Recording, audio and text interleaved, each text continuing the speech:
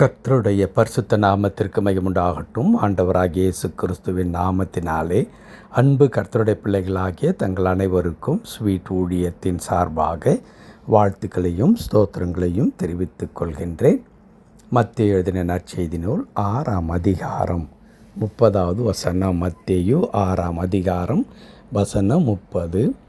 அற்ப விசுவாசிகளே, இன்றைக்கு இருந்து நாளைக்கு அடுப்பிலே போடப்படும் காட்டு புல்லுக்கு தேவன் இவ்விதமாய் உடுத்துவித்தால் உங்களுக்கு உடுத்துவிப்பது அதிக நிச்சயமல்லவா? அற்ப விசுவாசிகளே, இன்றைக்கு இருந்து நாளைக்கு அடுப்பிலே போடப்படும் காட்டு புல்லுக்கு தேவன் இவ்விதமாய் உடுத்துவித்தால் உங்களுக்கு உடுத்துவிப்பது அதிக நிச்சயமல்லவா? என் அன்பு கடவுளுடைய பிள்ளைகளே, இந்த மாதத்தின் முதல் நாளாகிய நேற்றைய தினத்தில் இதே வசனத்தை நாம் தியானித்தோம். இந்த வசனத்தின் இறுதி பகுதியாகிய உங்களுக்கு உடுத்துவிப்பது அதிக நிச்சயம் அல்லவா என்று ஆண்டவர் நம்மை பார்த்து கேள்வி கேட்கின்றார். காரணம், அவர் நிச்சயமாக நம்மை ஆசீர்வாதங்களினாலும் நம்முடைய எல்லா தேவைகளினாலும் நிரப்புகின்ற ஆண்டவராக இருக்கிறார். ஒரு நாளும் கடவுள் நம்மை நிர்வாணி ஆக்குகின்ற ஆண்டவர் அல்ல, மாறாக நன்மையினால் நம்மை நிரப்புகின்ற அல்லது உடுத்துவிக்கின்ற ஆண்டவராக இருக்கின்றார். அப்படிப்பட்ட அற்புதமான இந்த வாக்குத்தத்தத்தை கடவுள் இங்கே கொடுக்கும் பொழுது, இந்த வசனத்தை துவங்கும் பொழுது அற்ப விசுவாசிகளே என்று குறிப்பிடுகிறார். நேற்றைய தினம் கூட அதை நான் சுட்டி காட்டியிருந்தேன். இந்த வசனம் அற்ப விசுவாசிகளே என்று கடிந்து கொள்ளுதலோடு துவங்கி ஒரு கேள்வியோடு முடிகிறது என்று சொல்லி. ஆம், அன்பு கடவுளுடைய பிள்ளைகளே, ஏன் ஆண்டவர் நம்மை அற்ப விசுவாசிகளே என்று கூப்பிட வேண்டும்?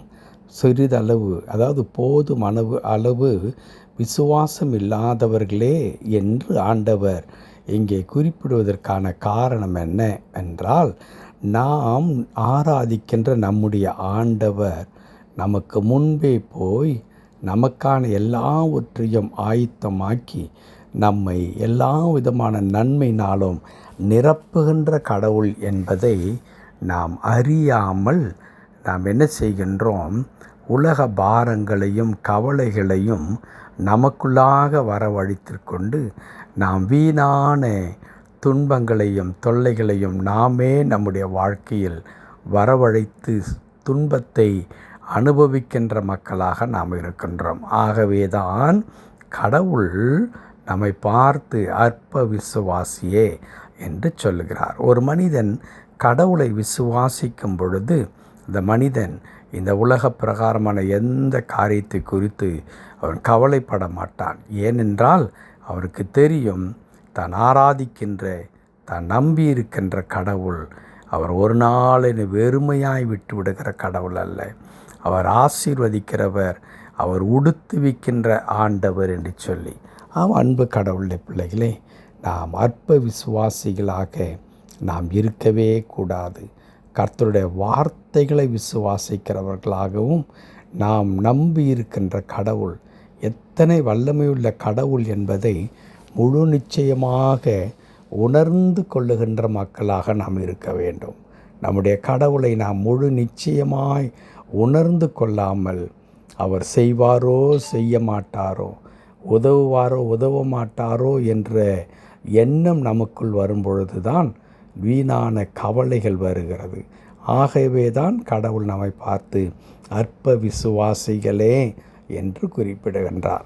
ஒருவேளை இந்த மாதத்தை துவங்கி இருக்கின்ற நாம் இந்த மாதத்தின் அநேக நன்மைகள் வர நாம் எதிர்பார்த்து காத்து கொண்டிருக்கின்றோம்.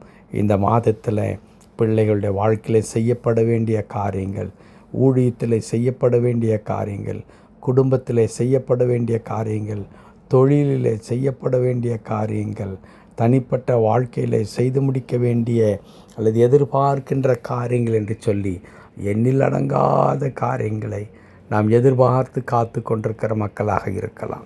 இவையெல்லாம் வருமா கடவுள் தருவாரா என்றால் ஆண்டவர் சொல்லுகின்றார், உங்களை விடுவிப்பது அதிக நிச்சயம் அல்லவா என்று சொல்லி. அதற்கு நம்முடைய ரெஸ்பான்ஸ், நம்முடைய பதில் என்னவாக இருக்க போகிறது?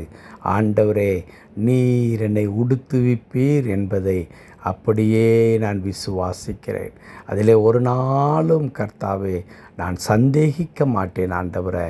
ஏனென்றால் நீர் எங்களை நன்மையினால் நிரப்புகின்ற ஆண்டவராக நீர் இருக்கிறீர் என்று சொல்லி கடவுள் மீது ஆழமான விசுவாசத்தை நாம் வைப்போம். ஆம், அந்த விசுவாசம் உங்களையும் என்னையும் இந்த மாதத்தில் வெட்கப்படாமல் காத்துக்கொள்ளும். நம்முடைய எல்லா தேவைகளையும் நம்முடைய ஆண்டவர் கொடுக்கும்படியாக நம்முடைய விசுவாசம் அவருடைய சமூகத்தில் அது ஒரு மாணிக்க கற்களைப் போல, விலையேறப்பட்ட முத்துக்களைப் போல அது சொலிக்கின்ற ஒன்றாயிருக்கிறது. வேதம் அதைத்தான் சொல்லித் தருகிறது. விசுவாசிக்கிறவன் தேவனுடைய மகிமையை காண்பான் என்று எழுதியிருக்கிறது. என் அன்பு கடவுளுடைய பிள்ளைகளே, நாம் இந்த மாதத்தில் ஆண்டவரை ஆழமாய் விசுவாசிக்க நாம் கற்றுக்கொள்ள வேண்டும். வலையை நீங்கள் கொண்டு போய் ஆழத்தில் போடுங்கள் என்று சொன்னார் ஆண்டவர். ஆம், இதுவரையிலும் ஒருவேளை இப்படியும் அப்படியும் என்று சொல்லி காற்றினால் அலைகின்ற, ஒருவேளை கடலின் அலையைப் போல காற்றடிக்கும் திசையெல்லாம் திரும்பி ஓடுகின்ற பதரை போல நம்முடைய நம்பிக்கையும் விசுவாசம் இருந்திருக்குமானால் இன்றைக்கு நாம் ஆழத்தில் போட போகிறோம். நம்முடைய விசுவாசத்தை ஆழமாக்கப் போகிறோம். ஆண்டவரே, எந்த இடத்துல நான் இன்றைக்கு கூனி குறுகி நின்று கொண்டிருக்கிறேனோ, எந்த இடத்துல தோல்வியின் மேல் தோல்வியையும் அவமானத்தின் மேல் அவமானத்தையும் நிந்தையின் மேல் நிந்தையும் நான் சந்தித்து கொண்டிருக்கிறேனோ, எந்த இடத்துல என்னை பார்த்து மக்கள் நீ எதற்குமே பிரயோஜனமற்றவன் என்று சொல்லுகின்றார்களோ, எந்த இடத்துல நானே என்னை பார்த்து நான் ஏன் இன்னும் வாழ வேண்டும் என்ற கேள்வியை கேட்டுக்கொள்கிறேனோ, அதே இடத்திலே தானே ஆண்டவர் என்னை உயர்த்தி வைப்பதற்கு போதுமானவராய் இருக்கிறார் என்று சொல்லி நாம் விசுவாசிப்போம். அப்படியே கடவுள் இந்த மாதத்தில் நமக்கு செய்வதற்கு அவர் போதுமானவராக இருக்கிறார். ஜெபிக்கலாமா? நல்ல ஆண்டவரே, உமக்கு நன்றி செலுத்துகிறோம். உம்முடைய பார்வையில் நாங்கள் அற்ப விசுவாசிகளாய் அல்ல ஆண்டவரே. அப்பா, நீர் எதிர்பார்க்கிற விசுவாசத்தை உடையவர்களாக அதன் மூலமாக உம்முடைய மகிமையை காணும்படி ஆண்டவரே நாங்கள் உம்மை அப்படியே பற்றி கொள்ளத்தக்கதாக தேவன் எங்களுக்கு கிருபை செய்ய வேணும் என்று நாங்கள் செபிக்கின்றோம். இந்த மாதம் முழுவதையும் கர்த்தாவே நீர் பொறுப்பெடுத்து கொண்டு இந்த மாதத்தில் நாங்கள் எதிர்பார்க்கிற எல்லா நன்மைகளையும் ஆண்டவரே நீர் நிறைவாய் தந்து கர்த்தரங்களை பலப்படுத்தும்படியாய் நாங்கள் ஜெபிக்கின்றோம். தடைகளை நீக்கி போடும் சுவாமி, உம்முடைய கிருபையினாலும் இரக்கத்தினாலும் எங்களை இடைகட்டிய தேவன் காத்துக்கொள்ளும்படியாய் நாங்கள் ஜெபிக்கிறோம். மேலான கிருபைக்குள்ளாய் தாழ்த்தி அர்ப்பணிக்கிறையா. அடியனுடைய இணைந்து ஜெபித்து கொண்டிருக்கிறேன் என் அன்பு கடவுளுடைய பிள்ளைகள் ஒவ்வொருவரோடு இந்த கிருபை இருந்து அவர்களை பலப்படுத்தி வழிநடத்த வேண்டும் என்று மீட்பர் நாமத்தில் ஜெபிக்கிறோம் எங்கள் நல்ல பிதாவே. ஆமென், ஆமென்.